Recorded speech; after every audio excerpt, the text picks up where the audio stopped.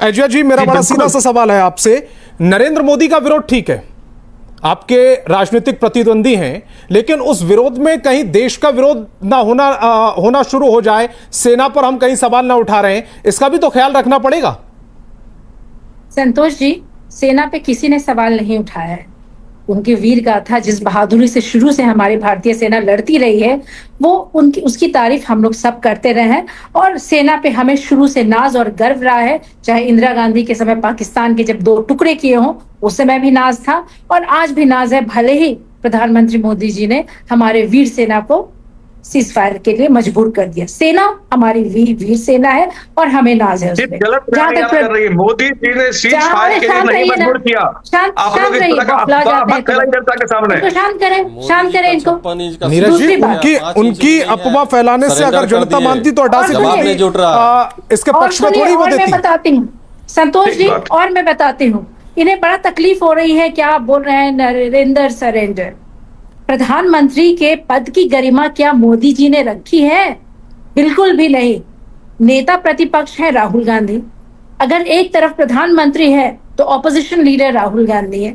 उनको बोलते हैं पप्पू।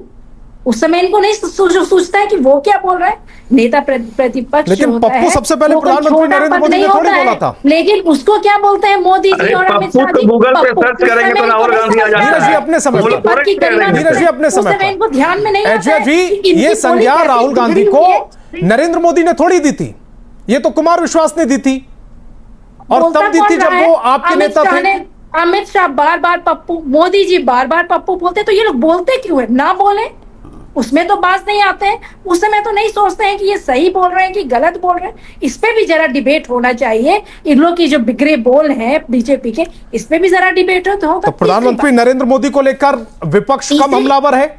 सवाल यह है कि जब आप ऑपरेशन सिंदूर जैसी जब एक तरफ ऑपरेशन सिंदूर जैसी वीर गाथा का जिक्र हो रहा है पूरे देश में, पूरी दुनिया में, और उसको लेकर पाकिस्तान का जो षड्यंत्र है उसको उजागर करने के लिए भारत का जो डेलीगेशन है वो विदेशों में जाकर आतंकवाद परस्त पाकिस्तान का चेहरा साफ किया जा रहा है, और ऐसे वक्त पर जब आप नरेंद्र सरेंडर करके शब्दों का इस्तेमाल करते हैं, टाइमिंग पर सवाल उठ रहे हैं ना।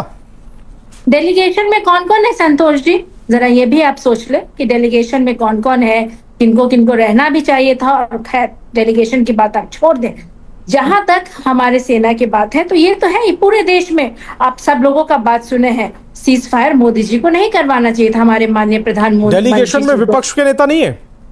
आप जो भी बोले उस पे भी काफी हंगामा, काफी चर्चा उसमें हुई शुरू में, फिर जाकर के जो हुआ सो हुआ। लेकिन नरेंद्र मोदी जी की बात करें कि ये कितने सच्चे और कितने झूठे हैं, संतोष जी जरा सुने, कौन कितने सच्चे हैं कितने झूठे। क्यों नहीं हमारे बीजेपी प्रवक्ता से बोलते हैं कि हमारे प्रधानमंत्री ने जो कहा था 15 लाख खाते में जाएंगे, आए कि नहीं, इसका भी सर्वे हो जाए। 2 करोड़ नौकरी सबको मिलेगा कि नहीं, हमारे बीजेपी प्रवक्ता जी को बोले इसका भी सर्वे करा ले। काला धन देश में लाएंगे, आया कि नहीं, इसका भी सर्वे करा ले।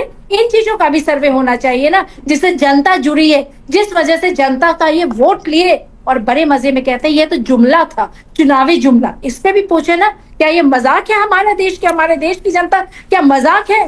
क्या इस तरह की, क्योंकि हमारे देश की जनता गरीब है, आप इस तरह का मजाक करते हैं कि 15 लाख जाएंगे, काला धन आएगा। 15 लाख का जिक्र करके वो 3 बार अगर सत्ता में आ चुके, अगर जनता उन पर विश्वास ना करती तो 2019 में नकार देती, 2024 में नकार देती।